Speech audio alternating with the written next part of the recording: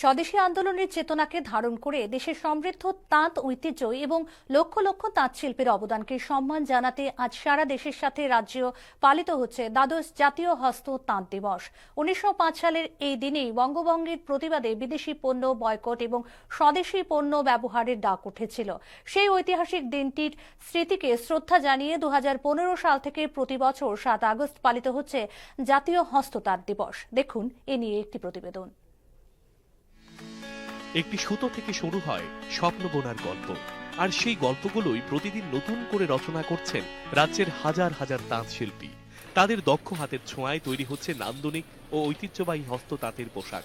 এই শিল্পকে আরও শক্তিশালী করতে কেন্দ্রীয় সরকারের বস্ত্র মন্ত্রক এবং রাজ্য সরকারের হস্ত তাঁত, কারুশিল্প ও রেশম শিল্প দপ্তর ধারাবাহিকভাবে নানা উন্নয়নমূলক কর্মসূচি বাস্তবায়ন করছে। সরকারি পৃষ্ঠপোষকতায় গড়ে ওঠা কৈলাস শহরের বিলাসপুর হ্যান্ডলুম ক্লাস্টারের সঙ্গে বর্তমানে যুক্ত রয়েছেন 723 জন তাঁত শিল্পী। উৎপাদন সহকারী বাবুল চন্দ্র দাস জানালেন, প্রশিক্ষণ, আধুনিক নকশা, কাঁচা মাল সরবরাহ এবং বাজার সম্প্রসারণের সুযোগ শিল্পের বিকাশে নতুন গতি এনে দিয়েছে। তাদের জন্য আমরা বিভিন্ন ধরনের স্কিমের আমরা প্রপোজাল পাঠাই উইভার সার্ভিস সেন্টার এবং স্টেট গভর্নমেন্টের। এবং স্টেট গভর্নমেন্টে আমরা ইদানিং আমরা একটা ট্রেনিং পেয়েছি, স্কিল ডেভেলপমেন্ট ট্রেনিং প্রোগ্রাম 120 দিনের 20 জন উইভার্সের।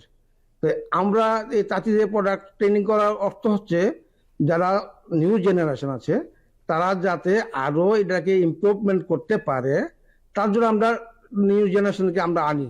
আমাদের কাছ থেকে বিলাসপুর তাঁত শিল্প সমবায় সমিতি থেকে সুতা তারা নিয়ে তারা কাপড় বুনছে। আমরা তাদের যে কাপড় যে বুননের যে প্রোডাকশনটা আমরা এখানে রেখে তাদেরকে আমরা ওয়েজেস হিসাবে দেই, ওই মালটা আমরা পূর্ব সাথে জমা করি।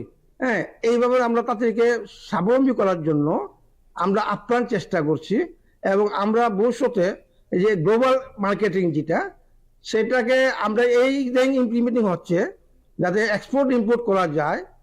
এটার জন্য আমাদের মাননীয় ডাইরেক্টর মহোদয় অজিত শুক্ল দাস আপ্রাণ চেষ্টা করছেন।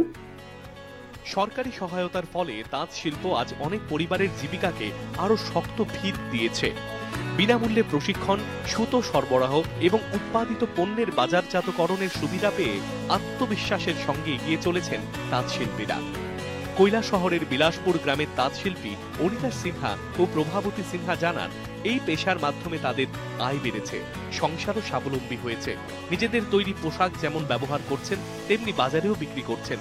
সরকারি সহযোগিতায় তারা সন্তোষ প্রকাশ করে প্রধানমন্ত্রীকে ধন্যবাদও জানান।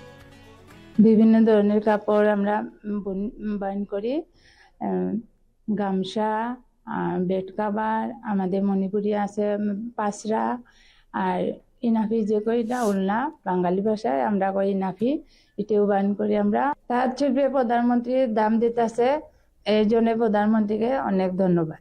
তাঁতের কাম করি, ওই পাসরা বানায়, আসন বানায়, ইনাফি বানায়, গামছা বানায়, এগুলা বানাইয়া আমার অনেক উন্নতি হয়েছে।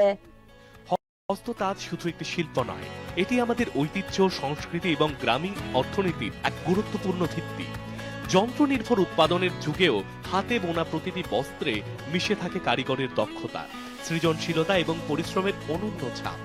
সরকারি পৃষ্ঠপোষকতা ও তাঁত শিল্পীদের নিরলস প্রচেষ্টায় এই ঐতিহ্য নতুন প্রজন্মের কাছেও সমানভাবে প্রাসঙ্গিক হয়ে উঠেছে। ঊনকোটি জেলার কৈলাস শহর থেকে অনুপম ভট্টাচার্যের প্রতিবেদন, দূরদর্শন সংবাদ, ত্রিপুরা।